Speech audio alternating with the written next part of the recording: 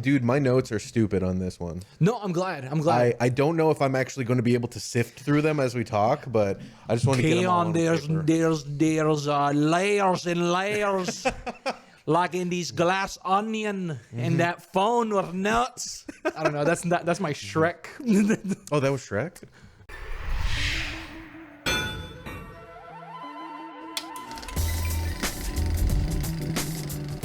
So I want to start this talk off about Glass Onion with the mention of the Fugue. Do you know about the Fugue besides what Yo-Yo Ma said in the very beginning of the movie?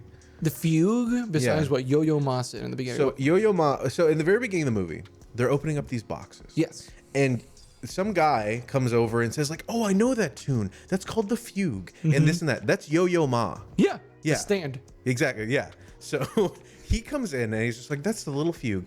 I love the Fugue. Like the idea of a fugue, yeah. I'm so glad they put this in the movie, and it makes me so frustrated because Rian Johnson just keeps doing these ideas that like, I'm not, writing screenplays all the time. So for him to be like, hey, I took that small idea that you had that might be fun for a screenplay and made it into my own thing and did it probably better than you ever will. Oh. So for him to put the Fugue in this movie at the beginning, I was like, literally as soon as it started with the little Fugue, I was like, I fucking love that song. Yeah. Like it's one of my favorite pieces of like any classical music.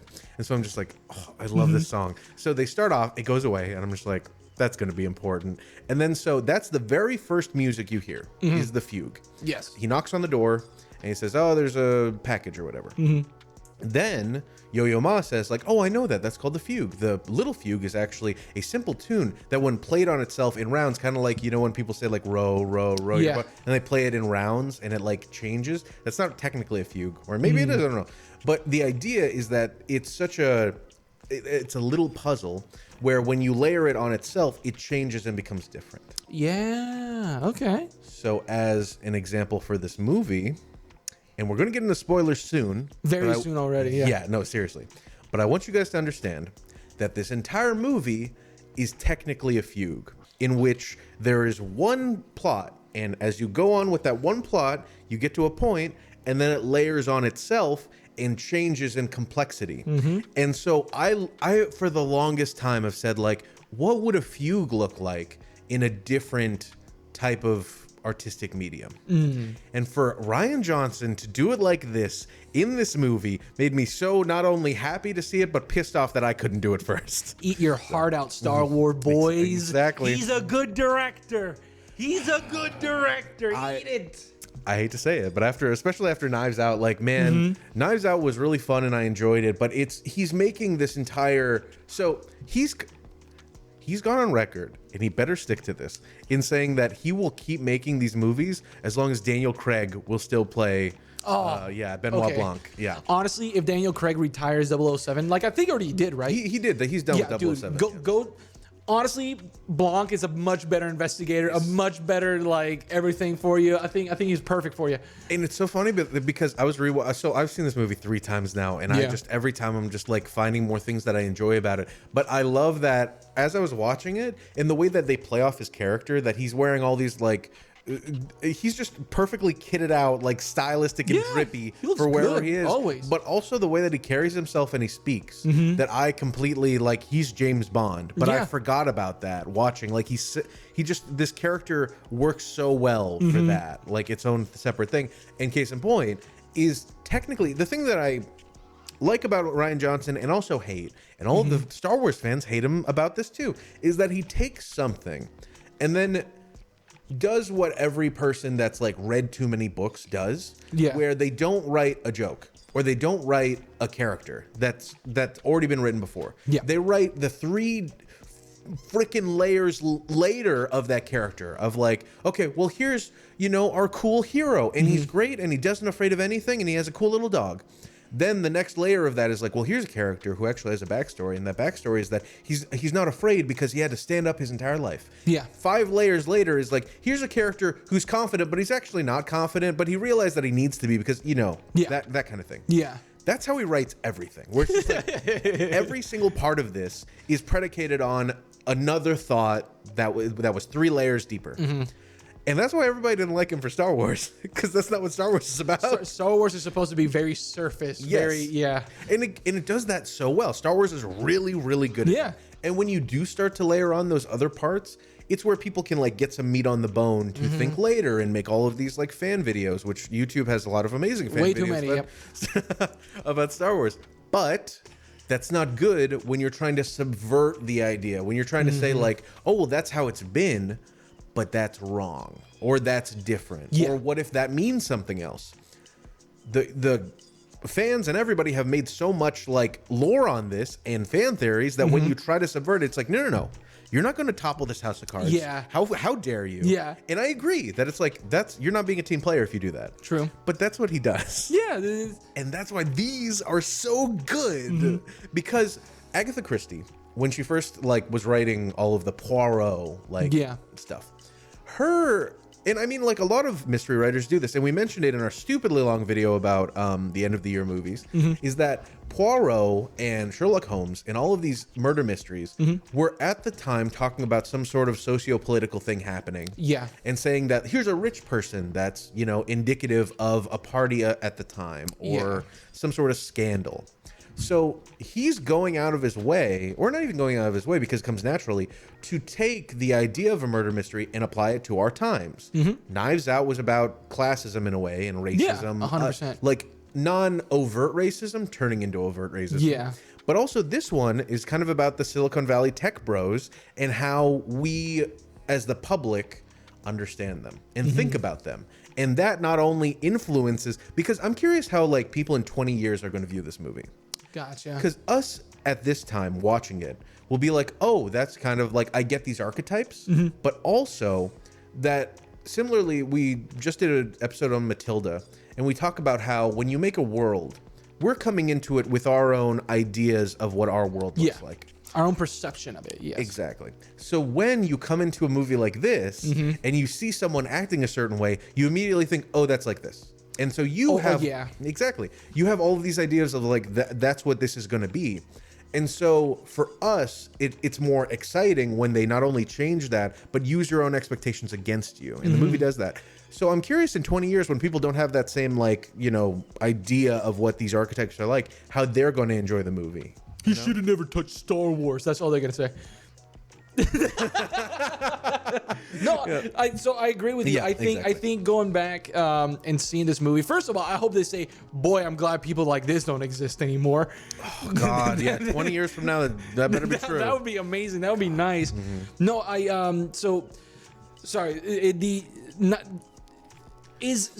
have a question for you, Keon. Sure. Is this a sequel, or is this in the world? This is in the world, am I correct?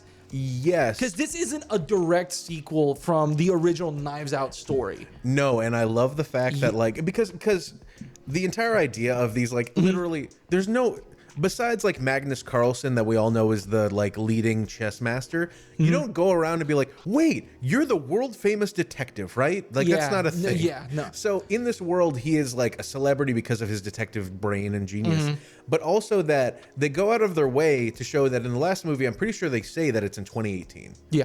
This one is distinctly a 2020 movie about the pandemic. Yes. It almost feels dated. Yeah, exactly. When I was watching it, so this movie came out 2022, technically, late 2022. Yes. When I was watching it literally last night, I was like, oh, wait a minute. When was this shot at and all this other stuff? It's like, no, this is how can I say, it's very, it's dated for a very specific reason, very on purpose and whatnot.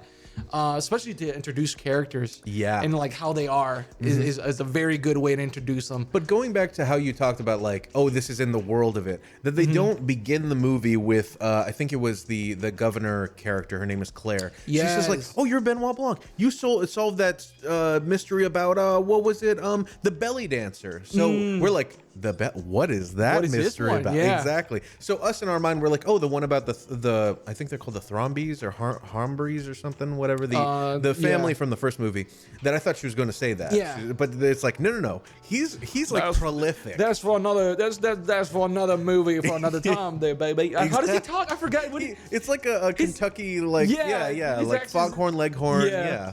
I love him. Yeah, and so I appreciate that. Not only that, but and to draw back to like Agatha Christie, is that Poirot is like, everybody thinks of him as like this, and similar to Sherlock Holmes, that like they're just like, oh, they're like a really cool intellectual, cool character. But if you read the books, they're like hilarious. That not only like Sherlock Holmes is an addict, and he's also an asshole. Yeah, like that's two immediate things. Poirot is kind of erudite, but also just like really silly. Like in the movies that they adapted of the books from like, I think it was the 80s, some of them are so good because not only like you're looking at the story, but Poirot is like a cartoon character.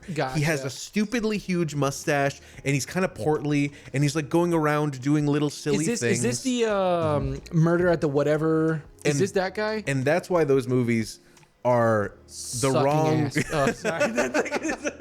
And I don't want to say they're wrong or right. Apparently they're pretty good, but I saw the Murder on the Orient Express, and when I was watching it, the entire time I'm like, this is miserable.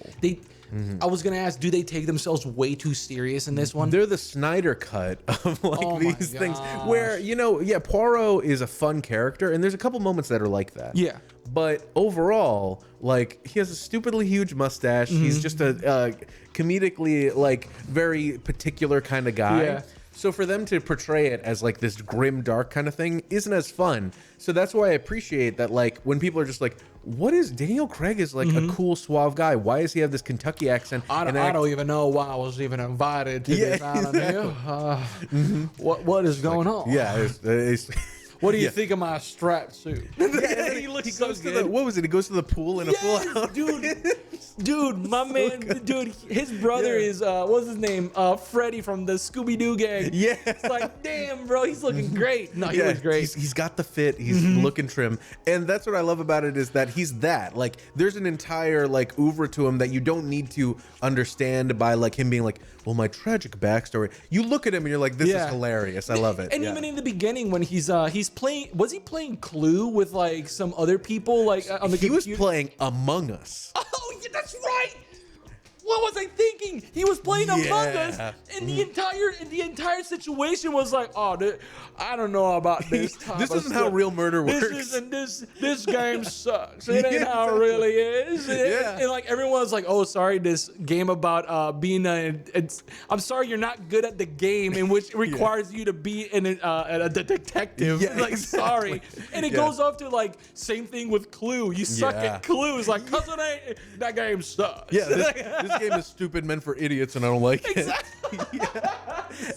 And I appreciate that not only he breaks apart, because he shows in that first scene of the Among Us one that he's not good at being a murderer. He's good at like pointing things out that people did that's suspicious. But this game is a cartoon, like Among Us, that he's just like, well, they didn't do anything that would like show their hand, or maybe they did, but regardless, like the Among Us moment is just to show that he's like, this isn't worth my brain power. Yeah. when she's already out of the bed, it's like, nope, sorry, you're already out. Like, it's like, we already knew it was you idiot. And so, case in point, and that was something that I slightly mentioned in the Matilda video, is that two people in that Zoom call have since died since they recorded it. Stephen Sondheim, one of the prolific like Broadway musical directors and writers and everything, and Angela Lansbury, who voiced the pot in Beauty and the Beast movie, and has done so much stuff, but she's also been in other murder mystery movies.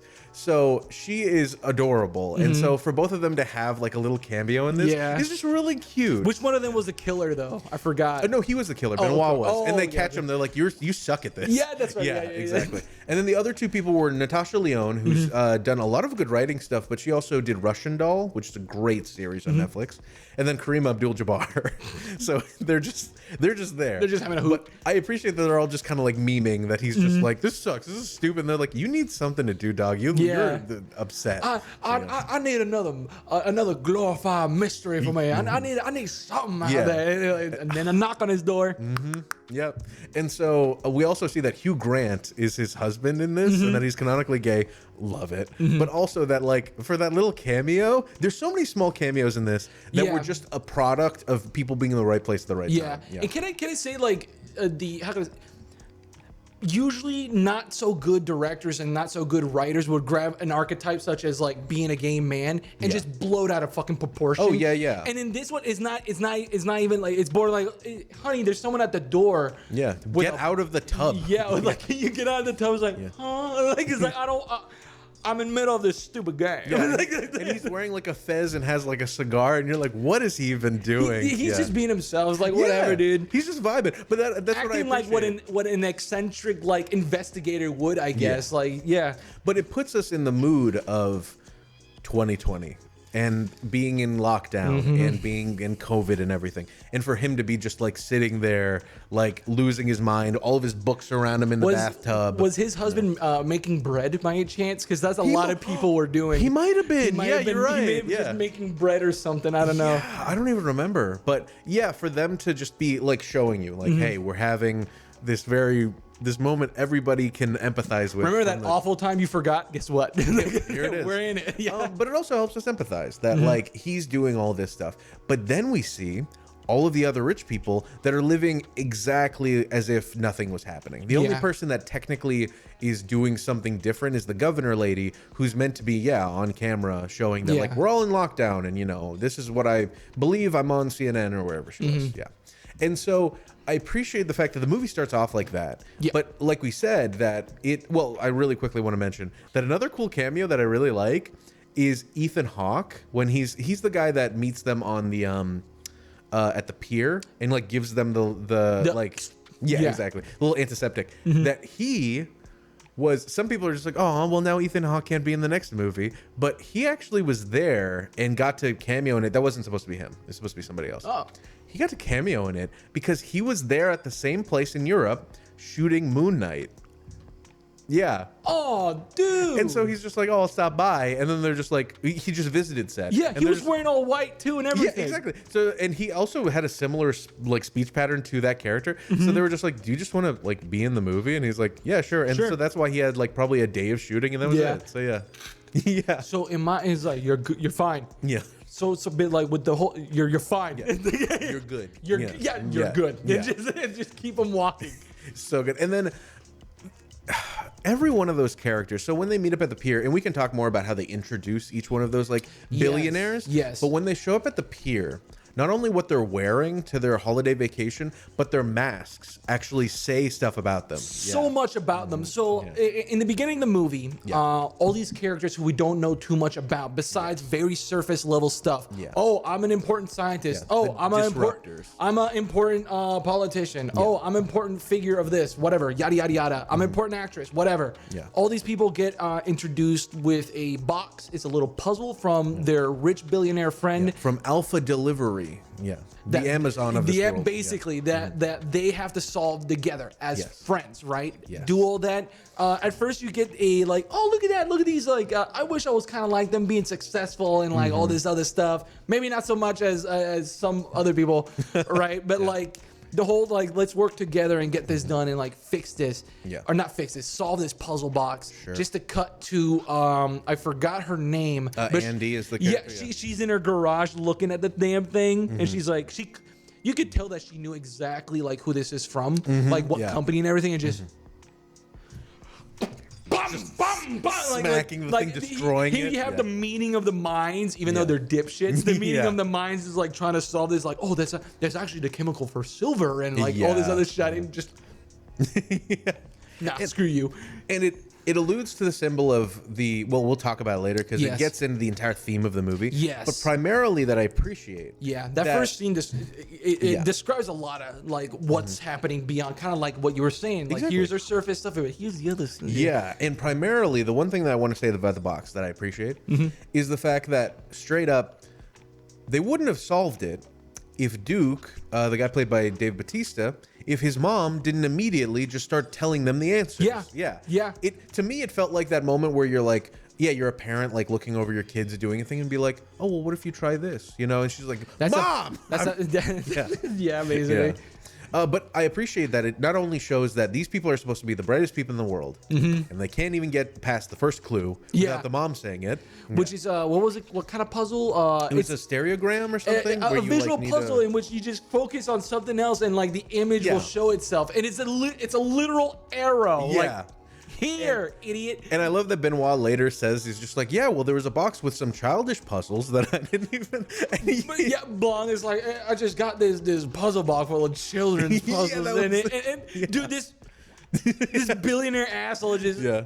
And so, yeah, Miles Bron, you can see on his face, but especially that, like, the more you look into it, and I appreciate, I've watched so many videos about this now, but I appreciate the fact that, like, the more you look into it, every single thing that they point out is something you can Google. Yeah. None of it is code. None of it is something that a specific person would need to know. And so it legitimately is like a child's puzzle box. Yeah, like she's like, that's a Fibonacci sequence. Point it north, it's a compass. Yeah. Like, yeah, the atomic number for silver. So all of them feel like something that a very intelligent person would know, but at the end of the day are just fluff to obfuscate an invitation. Google stuff that they could have Googled, but instead had their mom answer for them. Exactly. Like unwillingly or whatever, even though they would have never solved that shit if it wasn't for her. Seriously. Especially the scientists. The thing that I love the most that punctuates this entire thing is that everybody's just like, oh, scientist, you're the one with the big science brain, solve this thing. And then when the mom points out the thing, he's like, oh, yes, a stereogram. And he's like explaining it as if he's reading a Wikipedia article. Yeah. And so it shows that, like, even though to a person on first watch, you're like, oh, cool, they're all working together. But after a second watch, or like if you just notice the first time, you're just like, oh, this dude is posturing to be really smart, but might not be. And the mom basically is leading them to the answers on everything. Yeah, exactly. And then so that's kind of like a pseudo character introduction, like all these characters that we get to meet. When we're at the pier, we get to see them. We get to re-meet them again. This time with, I want to say, with Blanc's perspective. Yeah, like this is the first time he gets to meet them, and like again, this is like the pandemic era. We have the politician. She shows up. She was like completely almost covered, right?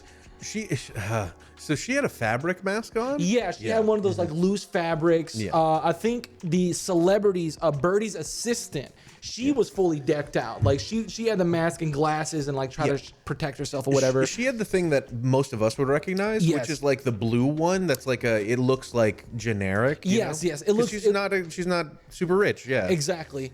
Birdie is wearing a mesh. Yeah. She's wearing like chicken wire. Chicken wire around her to like just like whatever. Exactly. I don't think Bautista and Whiskey were wearing anything. Not at all. They just show like, yeah, here we go, and like. And then Lionel, the scientist, is wearing an actual K95 mask because he knows actually what you need to have, and probably has a couple on hand. Exactly. Yeah. I think there was there a small interaction with him and the politician?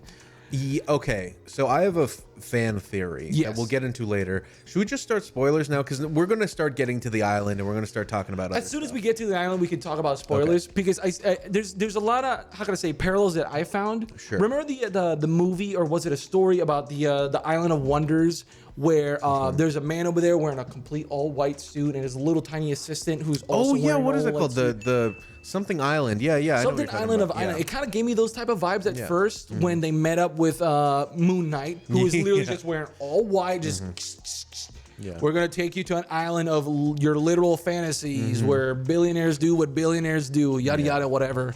And we get everyone's introduction through there. There was a very funny moment where what was it?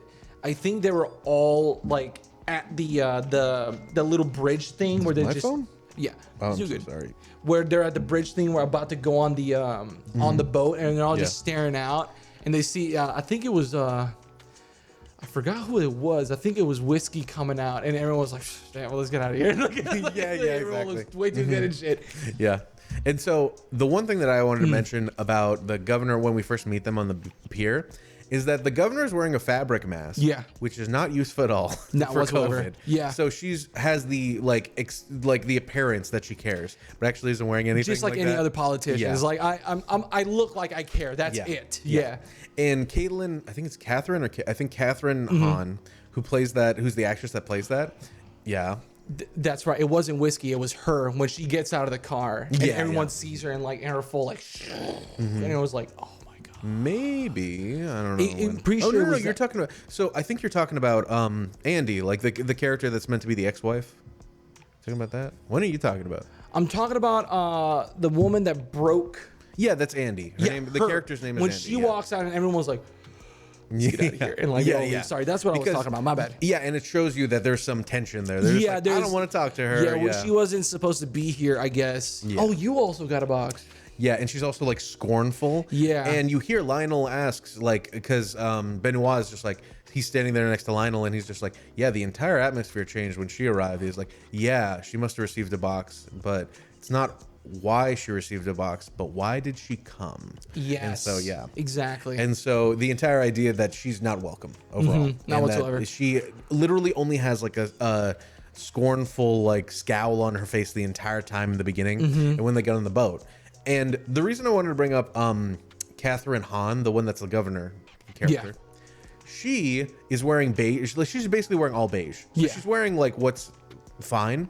Her and Kate Hudson. Kate Hudson's the one that plays Birdie. Yeah. The kind of like airhead character. They apparently have been friends as actors since How to Lose a Guy in 10 Days. Yeah. They were both in that movie, and it's like a 20-year-long friendship. Oh, so, dude, that's awesome. So apparently on the set for this movie, and the reason why I want to bring up her like outfit is the fact that like Kate Hudson got to wear all these cool, extravagant dresses because she's trying to be like this, fashionista. Yeah. And like Kathryn Hahn also likes that kind of stuff, but she's like, today they need to make me look like a frumpy housewife that has like smeared makeup. And so the entire time, like anytime they'd walk out, they'd just be like laughing at each other and like memeing. And so I thought that was cute that like from the outset, from the first scene you see, that like she's just wearing this frumpy, like, whatever is like not usable, practical. A sack, basically. Exactly. It may as well be a sack. Yeah. So they get on the boat, and you see that Andy Brand, who is the ex-wife and ex-partner of the what do you call that? Where they're like a mysterious person, enigmatic.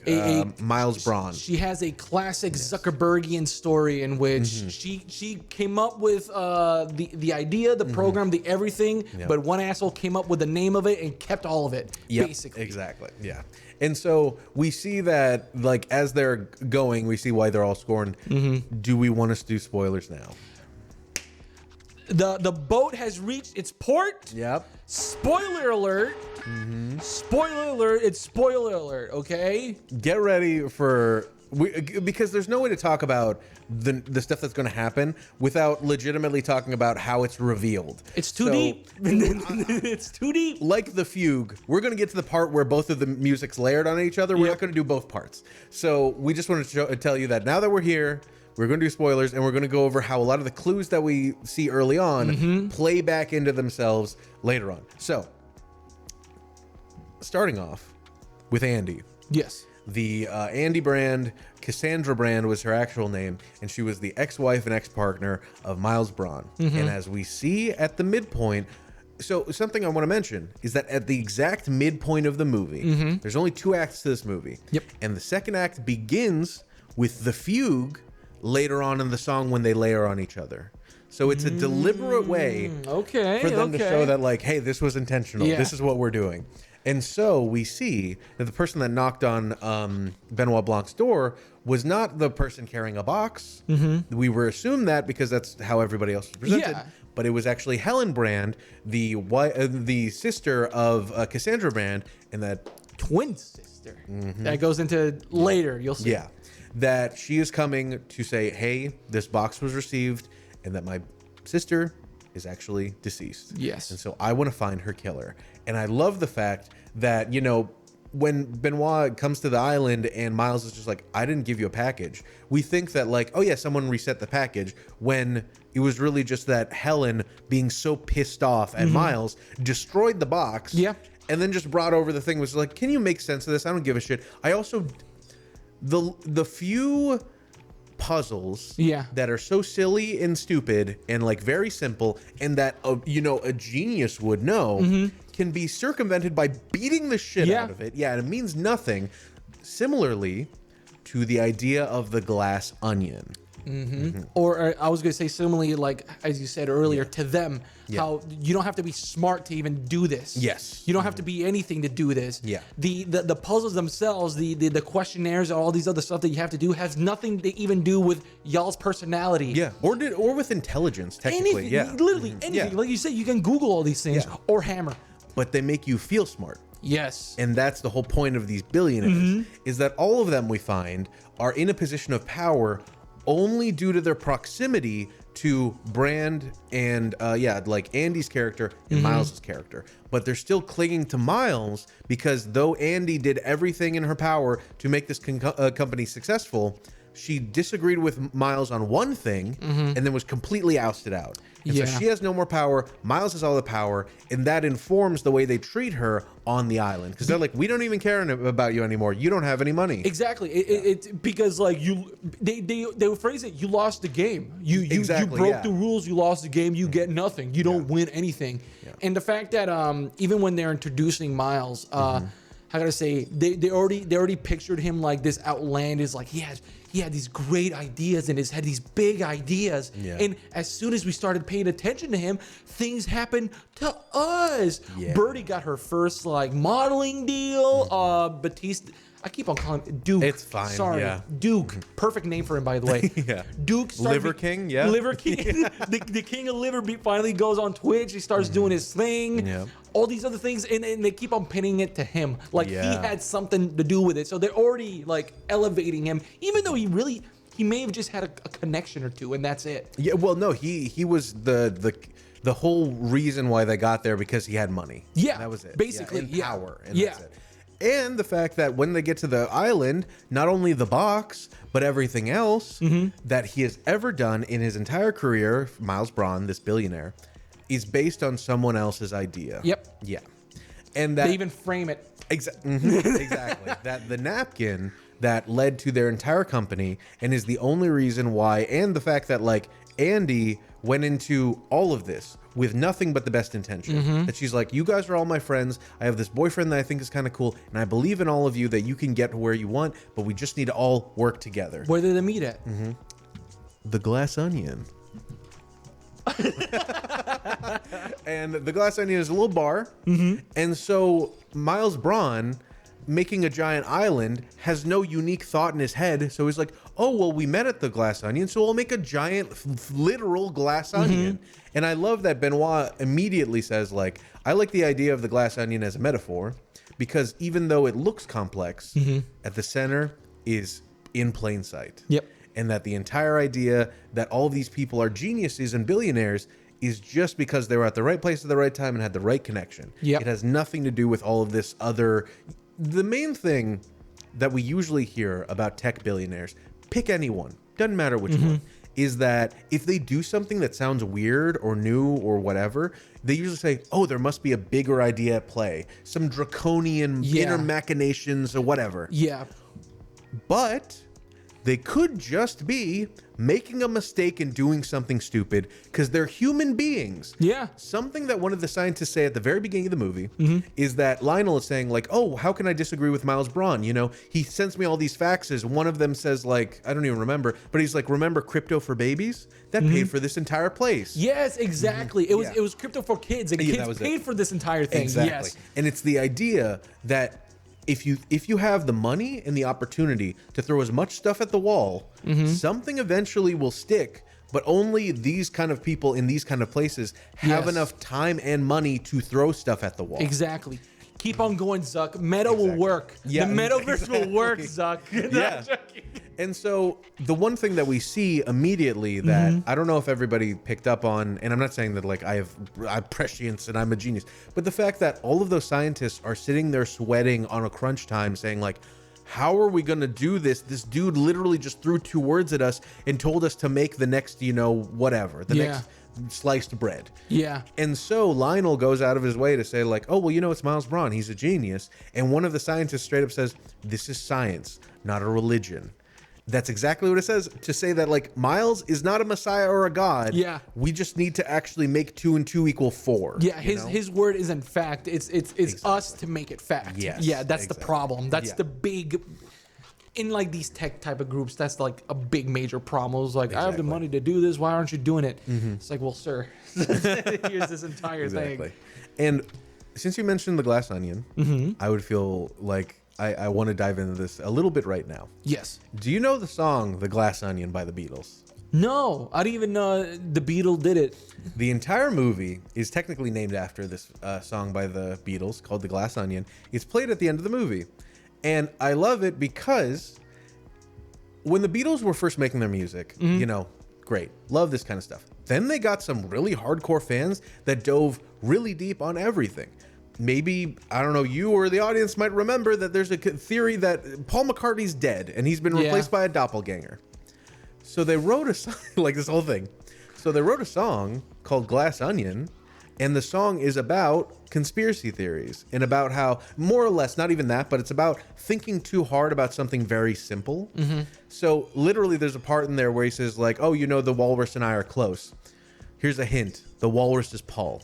Like, he just straight up is saying like, shut the fuck up. Like, this isn't that big of a thing, you know?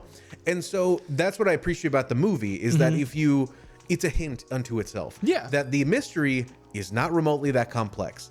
The first person that you could assume did do it. Yeah. But every character is consistently trying to make you think that it wasn't them because they keep calling Miles Bron a genius. They're like, he's a genius. Why would he do this or that? Yeah. Because he's not a fucking genius. Yeah, no, it turns out that, how can I say, I almost want to say that, like, I almost say that he just had the money and that's it. Sure, and he just needed a group of people to, like, make his stuff come true. Exactly. By little by little helping them to the point where, like, okay, now I'm this multi-billionaire thing and all this other stuff, and I'm starting to realize that, how can I say, it gave me this feeling like, oh, I'm a farce, actually. So I'm gonna give you all a mystery to make myself like even more like, I don't know why, but there's this thing with like people with a lot of money are trying to do like grandiose stuff for themselves and whatnot, to the point where like I'm willing to fake my own murder just to entertain myself, that type of thing. You know what I mean? Like, it just comes across like, Well, I love that he by meeting Benoit Blanc, he's finally meeting the one person that will tell him his shit stinks. Yeah. Like, case in point. Yes. That when he starts off, he's like, you lured a bunch of people that have reason to murder you to your island. And maybe that might not have been his intent because, you know, he's just coming up with stuff as he goes, Miles Bron. But primarily was just telling him, is like, you do realize that a murder mystery party was probably a really dumb idea. Yeah. And that then at the very end, when they're talking about like, oh, this stuff is genius or whatever, and he just consistently is like, this is so dumb because he's never been, like, Miles Bron has never been contested. No one has ever said no to him. And the one person that did say no to him, he divorced and kicked out of his company. Well, her company, technically, So the idea that these characters are geniuses does also come from the fact that they're just surrounded by yes men or yes people that know that they're gonna do better if they just keep agreeing with this billionaire, because then they'll get more opportunity and they'll be in better favor with them. Yes. There's something in like politics, or I guess like it might be history as well, called the keys to power. Have you heard of that? What the keys of power are? Explain. Yeah. The idea is that when you're running a government or something, you technically, as a president or a prime minister or whatever, are not the one in power.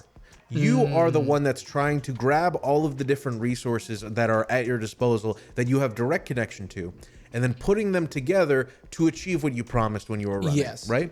And those are called, some people call them the levers of power. I think keys are a better idea because you need to talk to those people and say, okay, well, I want this many votes on this from you. Yeah. What do you want? Oh, well, we want a gas pipeline. Oh my God. Okay, maybe we can, you know, like that, where you're trying to unlock a door to get a resource, you know? And so the ability to, like, you know, do that and get your, CGP Grey has a really great video about it. But that's what I appreciate about, like, you see that every single person around him is capitulating to unlock the door to power, to get those keys to power, so that they can stay as governor, they can stay as a well-respected scientist, they can have 1 million subscribers on Twitch, or they could have a sweetie pants. Nothing is funnier to me in this movie than the fact that Birdie J had that email where it said like, "Oh, #1 sweatshop in Bangladesh." Yeah. Cool, thanks. Dabbing emoji.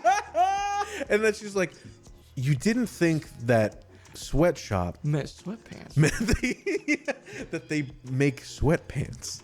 Yeah. She just like is like, and it's I so thought that was good. a word people used to like meant that they were being like too cheap or expensive. Yeah. Like that entire fucking attitude. Like, oh my god. Ugh.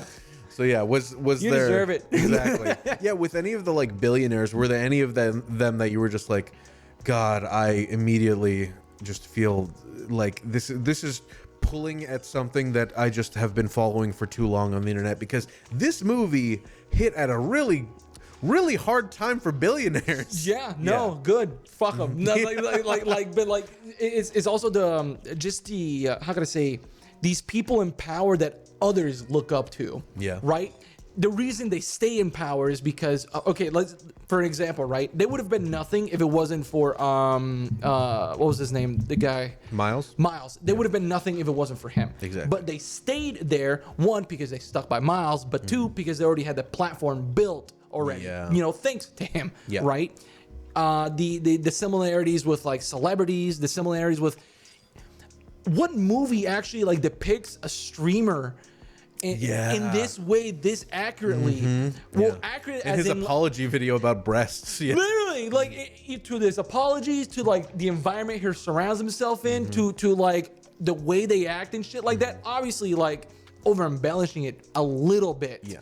But don't these people in real life also do that same thing? Just embellish it just way over a little bit as well. That kind of thing.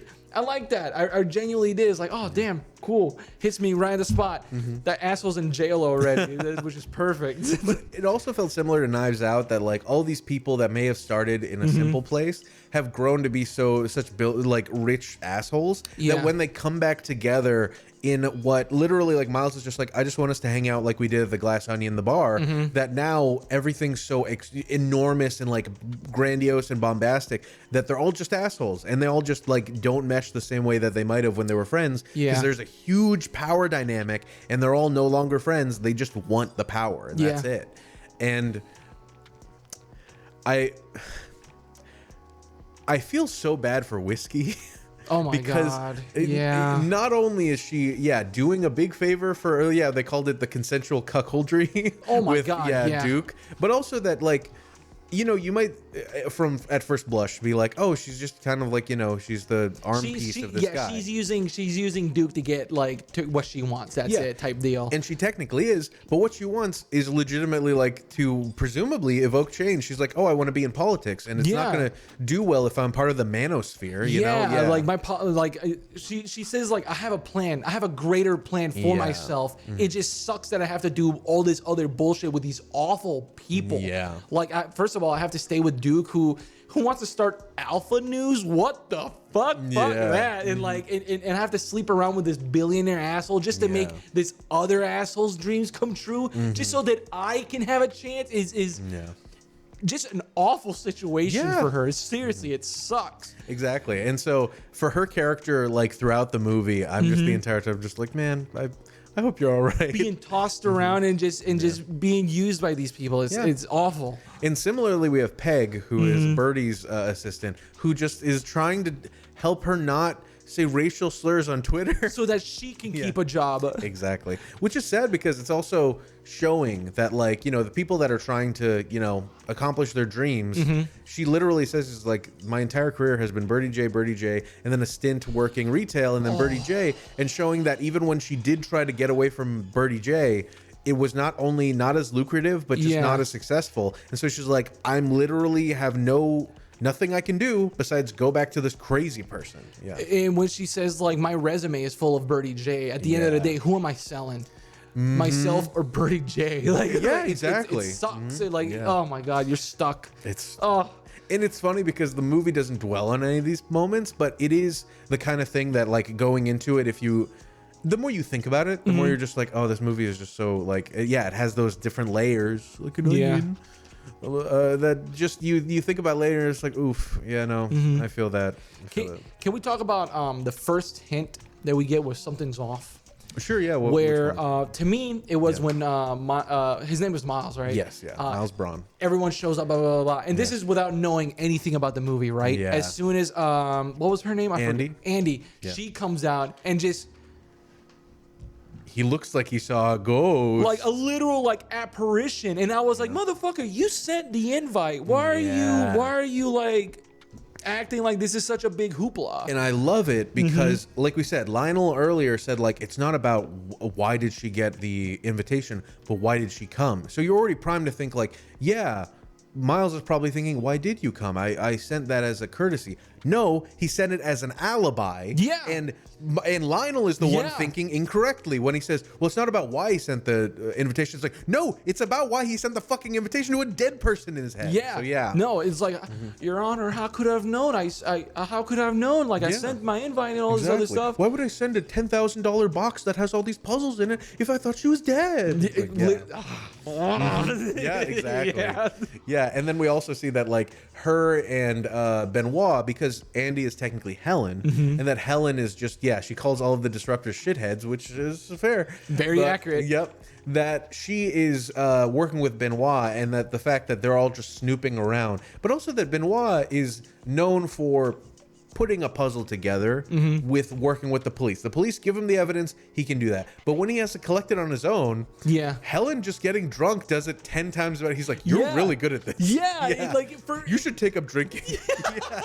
He was like, at first he was telling us, like, so what should we do? Snoop. Yeah. Snoop, snoop. Snoop, snoop. Yep.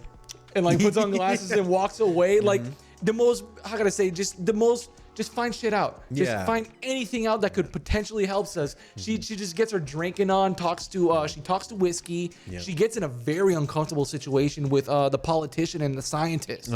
Which, to the point where, like, earlier they were mentioning, is like, one of them might even know that you're dead. Yeah. So keep that in mind. One of them might know. I thought it was her. Yeah. It's like, oh my God, like, what? Like, they do a good job of making everyone look suspicious. Right. And to the point where I was like, what is she doing here? Something, I don't know. Something's changed. Yeah, something's changed. I don't know what she's playing at. The words, I don't know what she's playing at. It's like, why are you playing your dead sister? Like, that's what rings in my brain a little bit. It's like, she just got drunk, got all this information. And what did Blanc get? The only thing he got was, like, the whole cuckold thing going on. That was about it. He stalked them. I think... Actually, what did he even do? Because I think the majority of the time we're following him. So we see that he goes and talks to Bron. He's the one that we're following to see, like, the island more. Yes. So I think that while he's doing all that, Andy is the one actually snooping. He's like, damn, you got, like, way more than I thought you would, kind of thing. That he's like, I wouldn't even snooping, and, like, I didn't even think that all of this was even on the table. And you just found everything everyone was doing. But I love the fact that, like, not only Andy is or Helen technically, is so adept at this, but that she's legitimately just going around, like, doing the bare minimum. Not even the bare minimum, but, like, you can see what she's doing in the first half of the movie. And the entire time I'm like, I really hope they recap this in the second half, because she goes over, and you might be able to tell a little bit, but when everything that they do in the first half of the movie is in, like, you can see all of the evidence, but you're not looking for it because it wouldn't make any sense without a lot of the context. And that's how also Rian Johnson kind of twists the formula. Yeah. Is that in Sherlock Holmes, in Poirot, you can technically piece together a lot of the motives if you're thinking in that way. This one, you basically can't until the end. And Rian Johnson has gone on record saying, like, though I do want to make, like, murder mystery style stuff, it's meant to be more of a roller coaster than a murder mystery, so that you can have more fun with it. And at the end, you're like, that was a good story, less so that was a good puzzle, you know? Yes. Which, how can I say, I feel like that comes across as more as that's more of the entertainer side of him, I feel, because a lot of writers can just stick to their guns, stick to their things, like, no, I want to make mystery. I want to make it to the point where the last sentence that you read on this stinking script is where it's revealed, you know, that Exactly. kind of thing. Where like at this one, it felt it was, like you said, more focused on like little roller coaster here and there, especially like after the halfway point. Yeah. What was the deciding incident that made the halfway point the halfway point?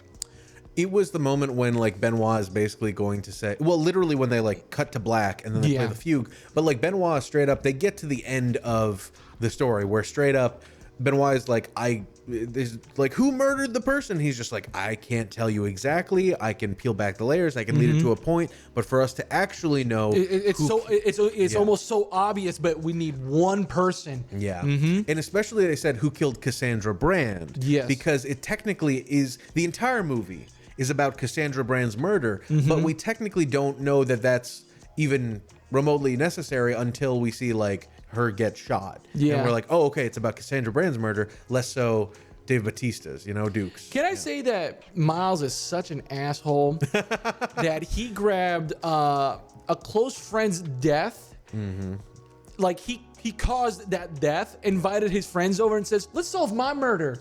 It's my murder. Oh, shit, you're right. It's mine. Let's solve mine. Let's solve mine. Yeah. Like, dude, you're what? Well, and he kills Duke at the drop of a hat. Yeah. Oh my God! Yes. Yeah. So this entire everything starts going crazy. Yeah. Like the murder starts to begin to actually happen. This is after Blanc literally ruined this billionaire's idea of a murder mystery, which is amazing. Calling it juvenile, calling it easy. Yeah, he's like, oh, it was like a crossword, you know, like the perfect bite. It was very satisfying. It was very satisfying. Exactly. I solved it in under my 5 minutes here, enjoying my coffee. He solved it before the murder was committed. Yeah. And then like he solved it. Yeah, he solved it before everything was triggered. Yeah. Oh, dude, and amazing. I love the moment where he's just like, what do we win? What do you want? He's just like, you get an iPad.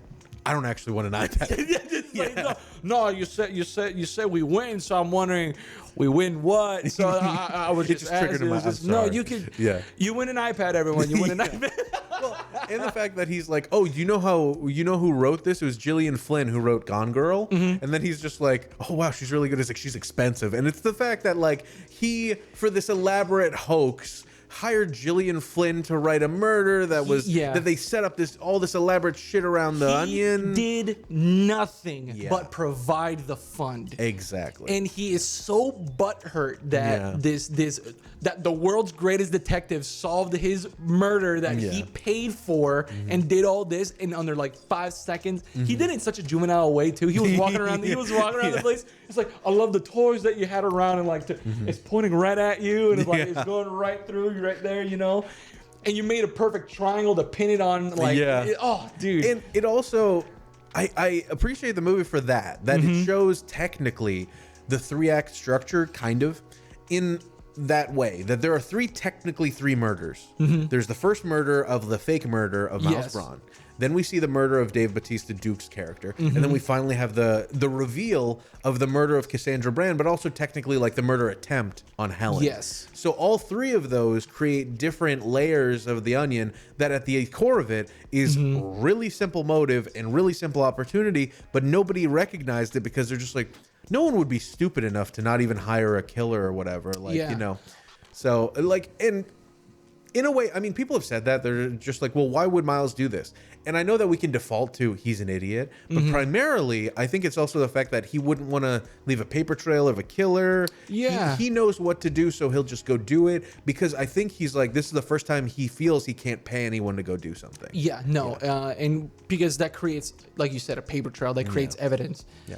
He didn't have Bitcoin yet. No, this is to me, this is the first time him doing something himself, and he fucked it up. Yeah, exactly. Yeah, he just messed it up. Where like, oh yeah, I was like, and it proves that he messed it up. It's like, oh yeah, I murdered her, and on my way out, I almost ran over Duke. Yeah, exactly. Yeah, and he specifically, Duke says the word pancaked every time he's referring to that exact incident with Miles, to the point where at the very beginning, Miles like comes over and he's just like, oh yeah, this is your, like they have the little cooler by the pool. Yeah, the bullshit model car and cooler. He's just like, oh, that's like your baby blue. And he's just like, yeah, hey, remember when you almost pancaked me outside of Ann Anderson Cooper's house? Yeah. And it's deliberately him saying like, remember you were driving away and almost ran me over? You wouldn't notice that as a first viewer. You would not notice that. No. And it's also the thing that like, you wouldn't even. I frankly don't think that most people would actually piece these things together themselves. Like a lot of the time, like maybe somebody might have. There could have been somebody that solved the murder, like from the outset. But it's that kind of thing where it's meant to be the fun thing where you go back through and see all of the things.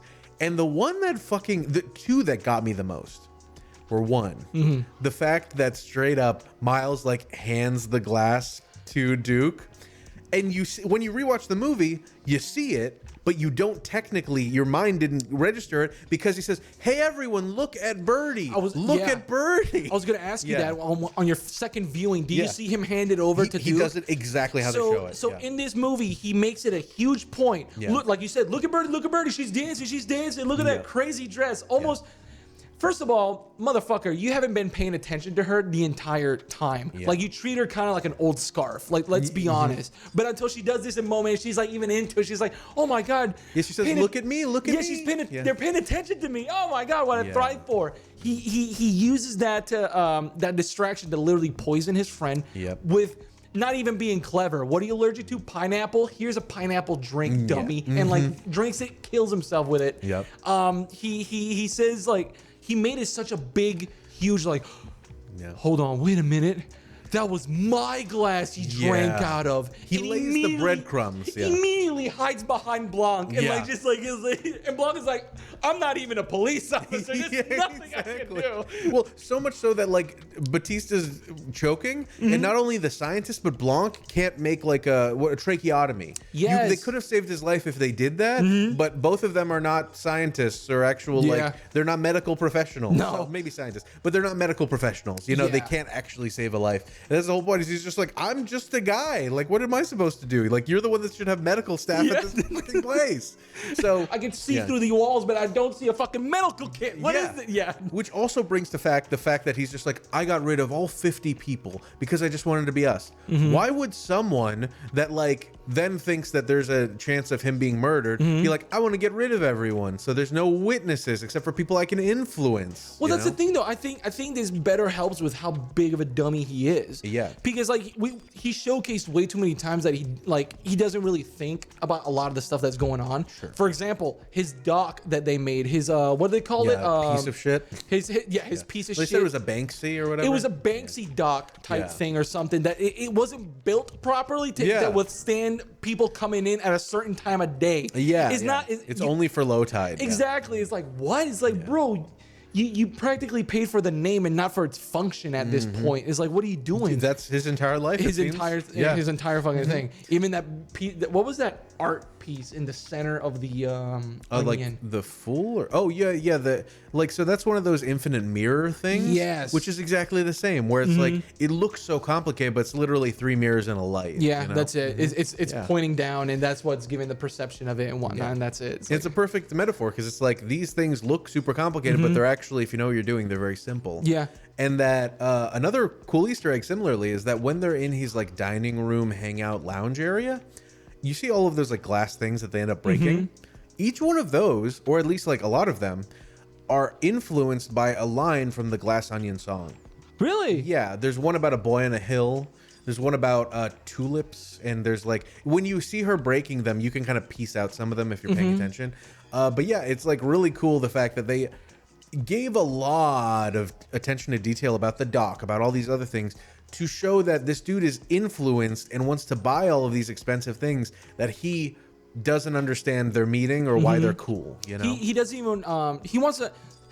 He broke Paul McCartney's guitar for no reason at the very beginning. Yeah, like he's like, you were singing me a beautiful song. It's like, Paul's get.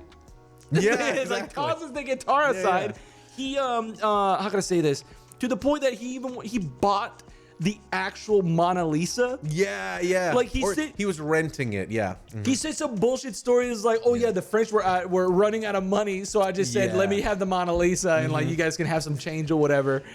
And the Mona Lisa is perfect for a similar reason, because the Mona Lisa is regarded as the greatest, painting ever. Yeah, and it's especially important to him because he wants his name to be linked with the Mona Lisa to that point. He wants his name to be that big. Yeah, he wants his name to be mentioned in the same breath as the Mona Lisa forever. Yeah, and I love it because The Mona Lisa is actually two things. One, there's a lot of people that say that the Mona Lisa as we see it is technically not how it's supposed to look because it has been degraded over time and has like gunk and stuff over it. So that's why it looks kind of like green and gross and she has like black hair and everything. Is that if you either if you like scrub it away or if it like had the intended look, it would look more like those century style paintings. There's a really good video about like if it was restored and how it would technically look. But not only that, but the Mona Lisa, for a long time, was not considered that amazing until it was stolen 3 times from the Louvre. Oh. And that's what gave it its mystique. Is like, oh, if someone tried to steal this, then it must be very important. Some unknown entity sees like value to the point that they want to rob it, steal it, and take it for themselves. So what is it? And that's what I heard. It might have had a amazing whatever before, but that is what I've heard is like the main thing that gives it its value is how much people have revered it for those reasons. It has a cool story behind it. Similarly to Miles Bron and to the Glass Onion, that the story is what makes its value more than it having inherent value, right? But that's the thing, though. Miles doesn't care about other people's story. Yeah. He doesn't care whose guitar this was. He doesn't care who... the only thing he truly cares was about that Mona Lisa piece and that car that goes everywhere with him. Even though it stays on the roof, even though there's no roads on this island. He cares about few... like just small things that we would consider small, like a piece of art and like a car. Like what evs, dude? Yeah, he's like a cartoon, and it's like meant to be that cartoon character kind of feel of just like, well, isn't this cool? His entire life isn't this cool? Yeah. So that like if he says anything, it has to be like a, that's cool. Isn't this cool? Isn't this cool? When I don't know how can I say this. My girlfriend pointed something out when we were watching this. The painting of the guy in the mosaic or whatever. Is that Kanye? It is Kanye. That didn't age great. It's so perfect.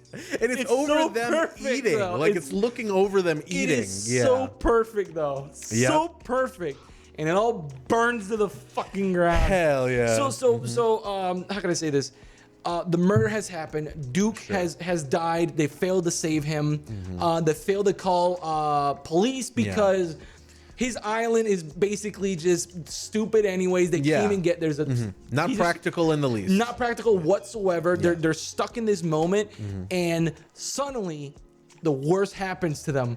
Which the guy goes, he's even freaking out. Miles is like, oh my god, wait, I forgot. It's 10 o'clock. The lights cut off. He scheduled this. He scheduled this, but did he schedule before or after what Blanc said to him? It had to be after. 100% afterwards, right? Because he talks to him first. He takes up Blanc. Is like, so what are you doing in my big beautiful island? Oh, somebody sent you that. Somebody resent it to you. All this other stuff. They made a. He almost tried to hide that point too. Where it's like, oh no, I scheduled this. I thought of this as well, where all the lights cut off. This is before any of you got here. It's part of the murder mystery. I swear. You know, it's like, what? But it is part of his lies that like him piecing things together at like later is really a function of him just being like, oh well, you know, I came up with this separated from you. And it's only when Blanc shows that he's an idiot that he's like, the one slightly clever thing you did was a joke I said. Of like turning out the lights and having a loaded gun. Are you fucking kidding me? Yeah, and you stole it from me.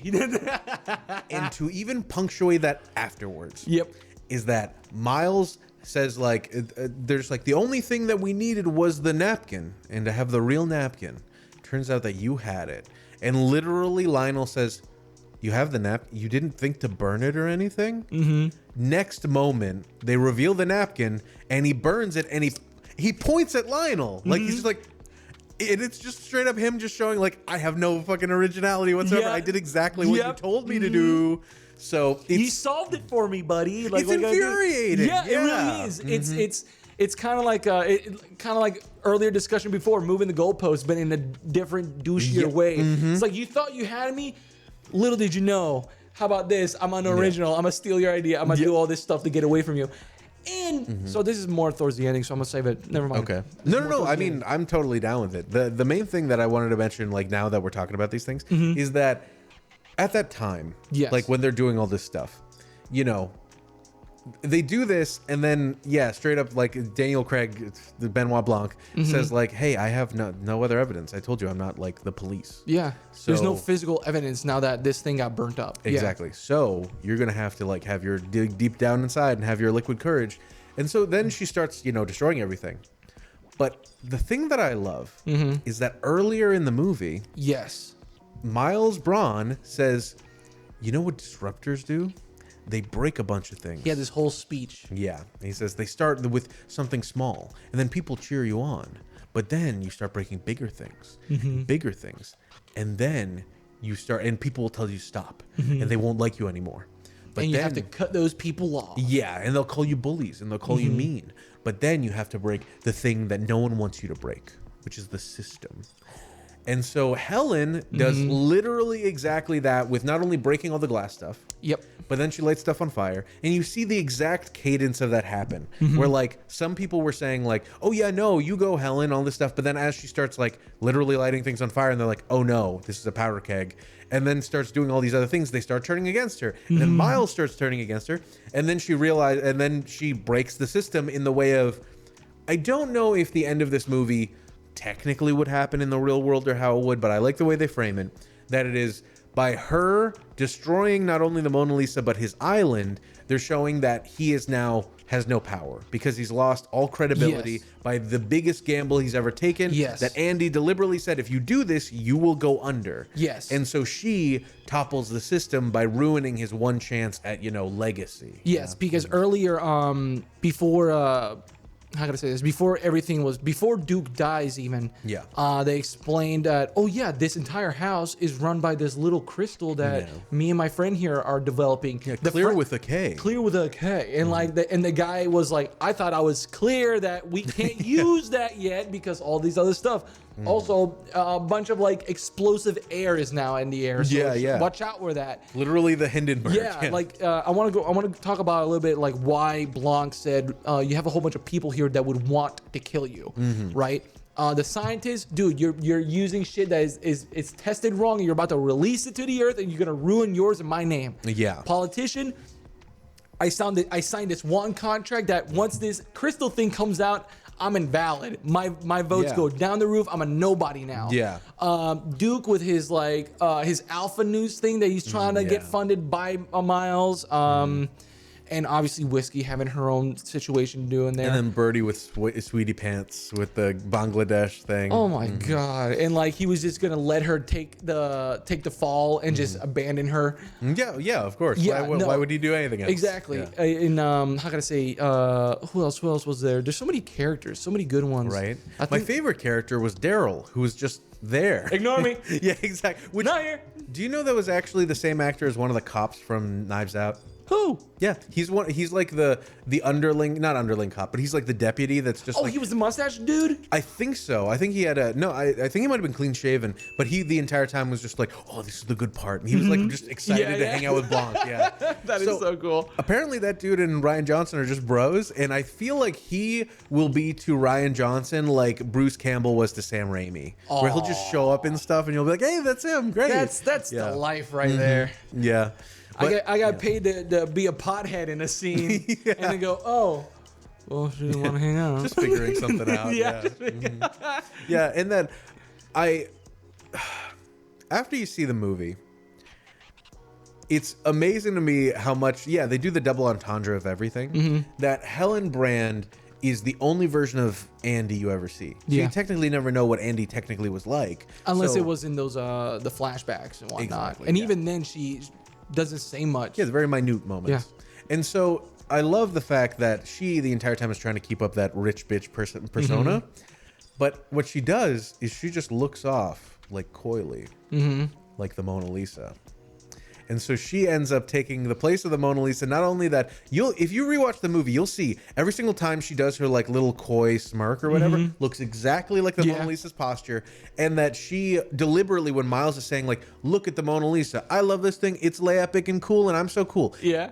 Next image, her face. Yep. Exactly. Doing just like, I see the appeal. Yeah. Also, the fact that this is going to some of the more fun stuff. Sure. Where what's his nuts? Miles does his whole like, you see, we're the Disruptors speech. Just for her to.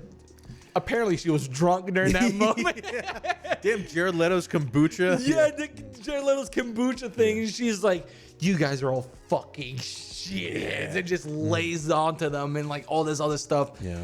And that everything she says has that double entendre of like, we think that it's from like Andy's perspective, but she deliberately says, I want the truth because all of you stole my life that day, which is meant her sister, not her fortune, you know? Exactly. It's really, frankly, sweet in hindsight. Yeah, no, how can I say it? She just cared about the legitness, the fact that she knows that her sister was murdered. Yeah. Like none of this. Like she wouldn't do that to herself. She wouldn't do any of this. It makes no sense. Where did she said she said like, I came all the way down here from where? I think like, I don't know, Connecticut or something, like a smaller. Regardless, like what? Or no matter Nebraska, actually, I think. Anywhere, it's just like I drove all the way here just to find you. No one would do this unless not during COVID. Exactly, no one would do this unless it was for a specific reason, and like her murder is just enough, you know. That's all she wanted. And she has to interact with these assholes. Yeah, and she's like super clever about it. That not only she the entire time is going around like saying all these things and trying to get like petty revenge a little bit by like confronting people. But at the end of the day, like she's very competent in like not only carrying herself as Andy, but like trying to say things that would get that like response. Like straight up when they come and confront her at the pool and say like, oh well, what are you doing, why did you send that email? And she's like, you guys didn't even respond. She's like, I'm a politician, I wouldn't respond, but I called you and then we came to your house. And she's like, oh, you guys came to my house? So it's like, oh, all of them had the opportunity. So she's filling out that clue card and then sees everyone had motive, everyone had opportunity, but the one person not on the card was Miles, I'm pretty sure. Yeah. And so I think either that or he was one of the very last ones that get crossed off or something. Yeah, something like that. So it's the whole idea that like she is so smart and like legitimately like unto herself, but not in the way of the Fibonacci sequence or not in the way of the knowing the atomic number for silver. She's clever in the way that matters, you know? And that's the pivotal part of the movie. And similarly, that Knives Out, we had the Hispanic caretaker that is more like more of a good person, you know. At the end of the day, she's just like actually wanted to take care of the dad, and so the dad like returned her in kind. And similarly, that we see the minority of like, you know, Andy's character as well as Helen's that is taken advantage of in so many ways, that not only she was the one that believed in everyone morally and wanted to see them succeed, but once they did succeed, did not remotely care about any of her kindness then, to the point where Kathryn Hahn's character Claire, the governor person, straight up says like, you got yours, you got to live on all that wealth for so long, we're trying to get ours. It's just like, that's not friendship or any sort of morality whatsoever. It's not even a reasonable thing to say, honestly. It really isn't, because like, so are you guys. Like, what are you talking about? So are you guys. And you guys don't even know that she's dead. Like, fuck all of you. Like, you don't even know anything. Oh, God, you don't know anything. Until Duke shows Miles his phone. Apparently he shows up his phone. The viewer would have thought, it was like, oh my God, his numbers are going up or something. He's selling more Alpha Brain or something. and like the Rhino boner pills. The Rhino boner pills. And he shows is like, no, she's dead. Yeah. So and I know. This changes things, doesn't it? Yeah. Yep. He's like, it sure does, bro. Don't tell anybody. Bro. And like, and I love the fact that you can see on his phone that it is an article. It's not actually his numbers going up. When I first saw it, I kind of was paying attention and was just like, oh, I guess that was an article about his channel or something. Yeah. Or something. Like, you could tell it wasn't anything. YouTube. Yeah. Yeah, exactly. But I love the fact that on second watching, you can tell that he takes the phone and it's in his back pocket and you can see it in Miles's pocket. And it jumps out because literally Benoit is just like, because you don't have a phone. So literally what happens the moment you can tell it is that, okay, what's his name dies. The The phone is left on a table. Yes. You can see him like go over, sit down there, and just like looking whatever. You see the phone. Then there's a cutaway. Then you cut back, the phone's gone. So it's assumed he took it. But then when he's freaking out, he's like, that was my glass, and runs over to Benoit. That's when you can see it in his back pocket. Oh, shit. And so there's only a few moments, but I appreciate the fact that this movie was made in such a way that there was no trickery in that stuff. I'm not saying that they were just like, oh, well, they would hide this from us. It's just more that like, it's all the clues are visible from the outset, and it's just fun to go back and look back at. It's fun to know that like, oh, I gotta say, it's fun to know, it's like, oh, if I pay a little bit more attention on my second run through, I can see all these clues already. Yeah. Because like, let's admit it, when Rian Johnson is directing or writing, the script supervisor is going to have the hardest job. Oh my God, yeah, exactly. Like making sure that everything matches and that everything is supposed to be where it's supposed to be. Yeah. Like doing that job must have been like tough. Jesus. At least fun. That's a whole clue itself. Similarly, when they're, what was it, when Andy or Helen throws the recorder in the hat, you can see it happen. Like during the scene, you can see the thing rustle a little bit when she throws it. And then also when she sits down, you can kind of see her do it. So yeah. Too good. It's real good. All these little bits laid out are really fun and exciting. But the fact that like, yeah, you go back and everything that you see has like a little bit of that, like I said at the very beginning of this episode, has that little extra layer to it that if you rewatch, and of course, yeah, the part where Dave Bautista is like watching brandy like with, or whiskey with Miles, that like you see that this is actually, the first layer of that is that he would be mad because he's cheating. But the second layer is that he actually wants to confirm that this is happening so that he can make sure that it's, you know, his plan is working. And that for every character, there's a moment like that where on first watch, the first half of the movie, you realize that, oh, the entire movie simulating, similar to that Neon White we talked about, is simulating being a speedrunner. This movie is simulating watching a murder mystery movie. Because you go and get that second context on the second half of the movie. But then you can go back and rewatch the entire movie and get all of the context. Like, why was, I keep on forgetting her name. I'm sorry. Which one? Andy? Andy. Yeah, like, why was she running around during the blackout? Exactly. Like, just sprinting all over the place. Yeah. Like, she must have fucking done it or something, and right? then Whiskey runs in and is like, it was Andy. She tore up the room and I have a freaking harpoon. Harpoon. No, I fucking love. I love it. So good. And then, yeah, that Andy says, or Helen says to her, she's just like, oh, whatever happened to Duke is good and it's fine and he's a piece of shit, because she heard Whiskey say, he's like, oh, I left Duke. And then she's like, cool, you shouldn't have been with Duke anyway. When what she meant was like, I couldn't watch his dead body lying there. And then I love the fact also there that when she's running around, she's like, oh, you crazy bitch, and tries to shoot her with a harpoon. And then she runs and meets with Benoit. Yeah. The first thing Benoit says is Helen.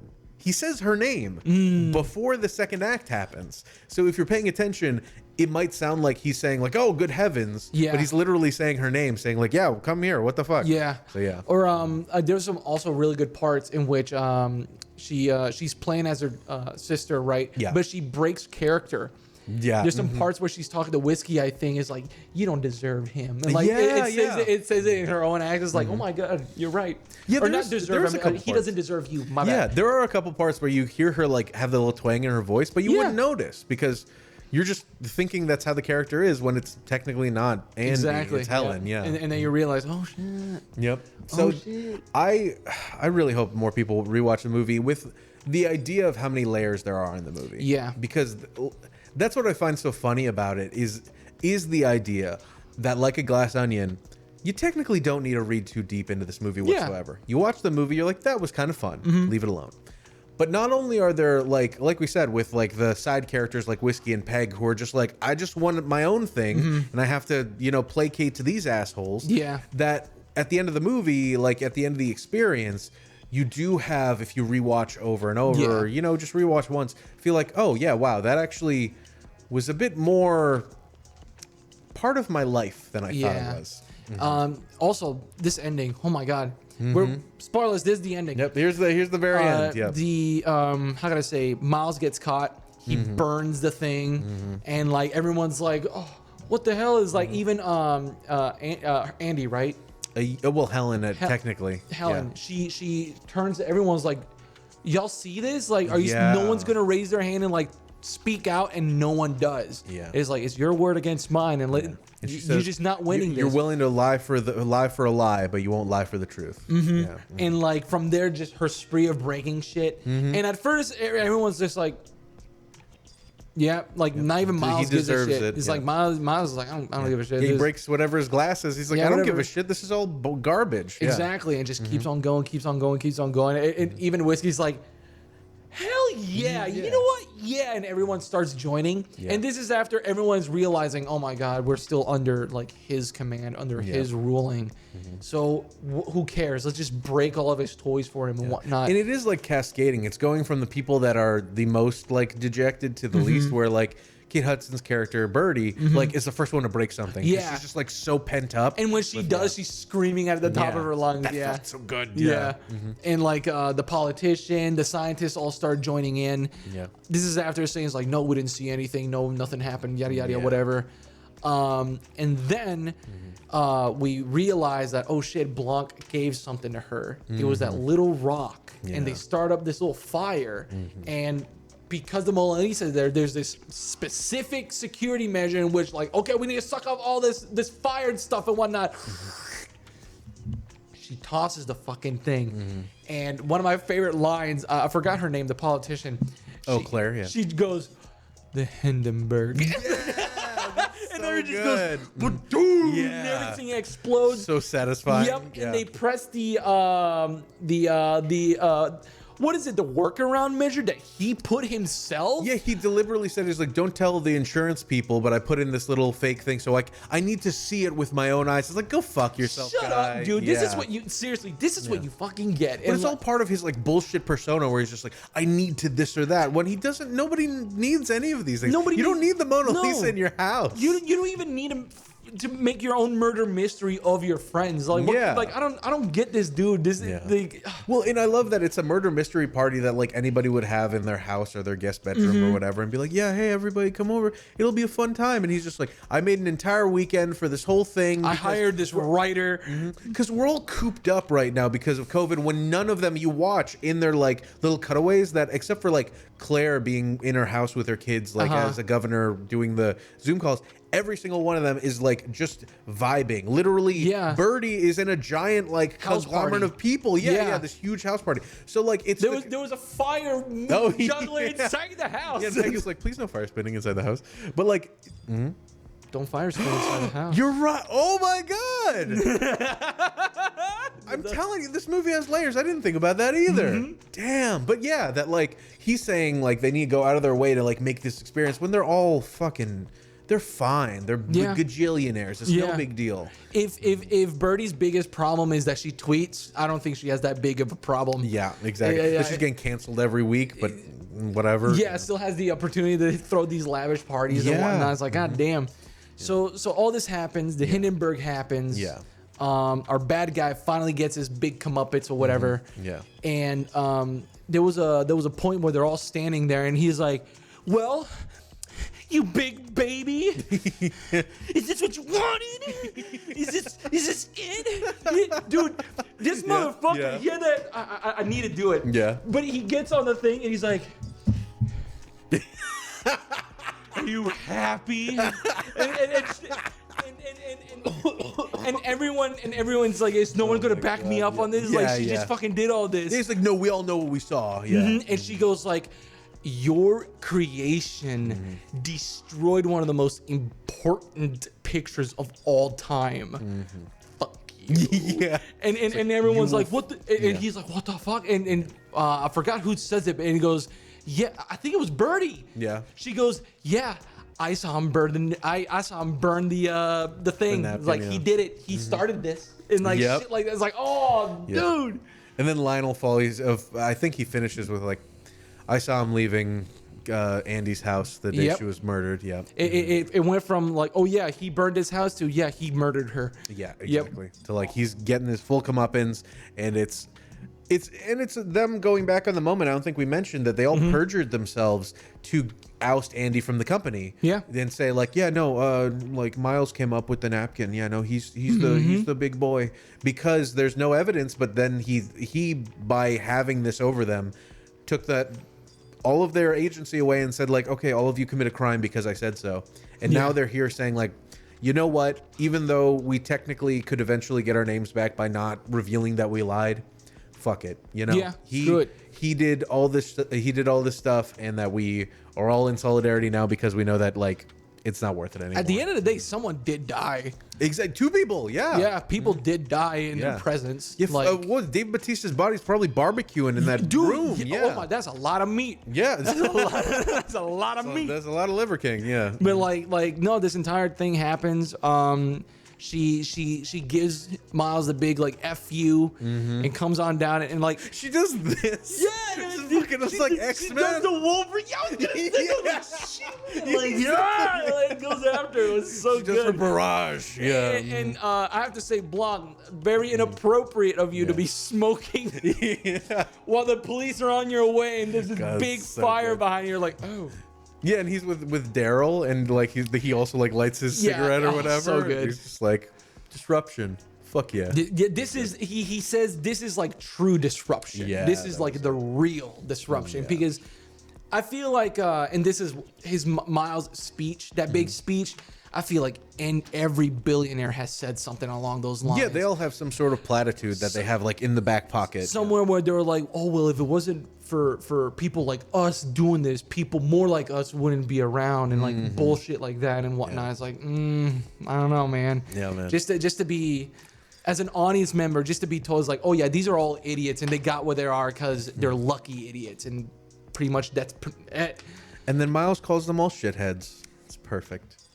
Like a little bow. Yep. Rian Johnson, you know what? I'm sorry, dude. You can have your license back to make movies. You can write. Yeah, I'll give you my like benefit of the doubt. Finally, after all these years, after 2 good movies, the very last image is of Helen's face giving the Mona Lisa smile, the little Mona Lisa, and then fade to credits. Some say that's what the Mona Lisa was watching. An onion burn? Da Vinci's house burn. Like, hell yeah. Which, what was it? The last thing is that during the credits, it shows everybody's like image, you know, like all their pictures. And Dave Bautista, it said like this person and then with this person and Dave Bautista. Same thing in the first movie. The person that died was the and at the end, like in the movie. So I don't know if that'll happen for the 3rd movie. We'll see. But it is funny that in the credits, it didn't give it away, but people were just like, I don't know if there's going to be a pattern here. So. I hope Knives Out is a franchise. Me too. I really hope seriously. So. Knives Out is a perfect title for it. Yeah. He's like, everyone, Knives Out. This is coming out. Glass Onion. Yeah, what could be next with Ryan? What he apparently? Oh my God! I almost said there's going to be Fire Navi in the next Avatar. Sorry, that was something that James Cameron came out and said. But I think that I hope because I think I mentioned this at the beginning that he said as long as Daniel Craig wants to do it, he's going to keep doing them. Yeah. I hope they do them forever. And I was honestly sad when people were just like, "Oh, it'll be a trilogy." I'm like, no. Just keep making them, please. Make it a whatever. Because apparently Rian Johnson started writing a new one immediately after this one finished. Perfect. Yeah. So I don't know what he would do next, but I'm curious if it would be because the first one was about like a bit of regular racial politics, you know, not regular. I don't want to say like, oh yeah, great, it's everyday racial politics. Yeah, exactly. But you know, like stuff that has been brewing in this under the surface of like our current society. We live in a society for a while, but then this one was more pointed at Silicon Valley stuff. So I'm curious if the next one would be more politically leaning, or if it would be more like government kind of stuff. Yeah. Or if it would be more, I don't even know. Like I didn't even expect this at all. Like this one was very like classist, not classist, but like very class in its way. Yeah. Where everyone is solving this puzzle at their party, at their humble abode, not the humble abode, their giant mansion. They live their mom. With the opposite of a humble abode. Yeah, a mansion with their mom, or a giant scientific facility that they work under. Meanwhile, she's opening it in her garage. Yeah. Where like this is the only space I have it for this. I'm left with nothing. And Yeah, no, he definitely like tackles that, like the economic, socio-political stuff in every movie. I'm just curious what angle he's going to take for the next one, because this one, I would never have seen coming. You know, like it's just nice because, like I said in that our super long video about the best of 2022, that he did that like writers roundtable with like Jordan Peele and one of the Daniels, and I love the fact that like during he's just talking about like, I just love writing, like I love doing this, and that he luckily is very good at it. And not only a writer director. It's funny that Red Letter Media, when The Last Jedi came out, said like, you know, they definitely didn't like it, but they were on the fence that they're like, I get why this isn't like the worst thing in the world. They didn't like the product. They understood Rian. Exactly. And that they're like, well, we need to put our money where our mouth is because we love a writer-director. We keep telling everybody that a studio should just give a writer-director full ability to make something. And I appreciate that this has become the definitive series that is, here's a writer-director that knows exactly what he wants to achieve. And because not only he has a really cool team behind him, but he also has the skills to write and direct something exactly how he wants it. He was also the second name as an exec. Wait, what? Really? Executive producer. Yeah, he was cool. like he was like the second name under, like Rian Johnson was 2nd there, so he had a lot of power in this one, which was great. Seriously. And it's also nice just to know that like all of these actors are behind him. Actors don't just cameo in random shit. They cameo in stuff that they feel is like they enjoy. And so for all of those actors, not only cameo, but also for like. One thing that I want to point out that I really love is how much credence and like direction he gave, because apparently to the cinematographer, to everybody, he was apparently the kind of director, and I love this kind of person, like creative, that if they asked him, what about this? He immediately could tell you where in the story this is supposed to take place, what all the characters are feeling, why this is important. Every decision. Oh, that's good. And not only, you know, you need your creative team to already feel that way, to already feel like, oh, we understand what you're going for. Yeah. But for him to be able to do that, and my favorite one is the dress that Birdie's wearing when she's spinning around. Yeah, that metallic. Yeah. Literally the costume designer said like, yeah, we wanted this to be flashy and kind of distracting and like stuff that in an interview beforehand, there's a clue to the end of the movie that like, I appreciate that like at every step of the way, if you talk to any of the cast or crew, they can more or less tell you how each of these little pieces fit into the final product. And like I said about like when I just sat there and was just like, my favorite part of this entire movie is the fact that there's so many layers to it. In not only the fact of like the writing is good and the directing is good, but that everybody, it seemed, that was a part of this movie more or less understood what was happening, you know, and why these small decisions were important. It's rare to be given purpose. Yeah. It's rare because like how can I say, there's too much like way too good talent out there who I feel like as of recently, a lot of these newer, I want to say kinder, more understanding directors, Jordan Peele, Rian Johnson, people who work with their talent, like, you know, work with them. It's good to see that. It's good to see is like, yeah, I have the control and I'm able to communicate what I'm trying to see. And it's great that I have a team that's willing to like have this happen. Also, for this movie specifically, Glass Onion, not a lot of like different places to go.